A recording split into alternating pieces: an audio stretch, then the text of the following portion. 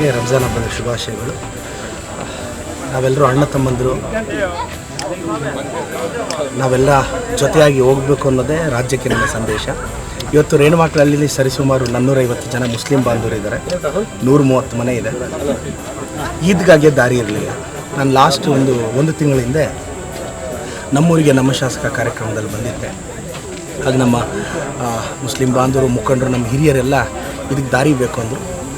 30 ಲಕ್ಷ ಅನುದಾನ ಹಾಕಿ ಇವಾಗ ಗುದ್ಲಿ ಪೂಜೆ ಮಾಡಿದ್ದೀನಿ. ಎರಡೂ ಸಂಪ್ರದಾಯದಲ್ಲಿ, ನಮ್ಮ ಹಿಂದೂ ಸಂಪ್ರದಾಯದ ಪ್ರಕಾರ, ಮುಸ್ಲಿಂ ಸಂಪ್ರದಾಯದ ಪ್ರಕಾರ ಮಾಡಿ ದಾರಿಗೆ ಮಾಡಿಕೊಟ್ಟಿದ್ದೀವಿ.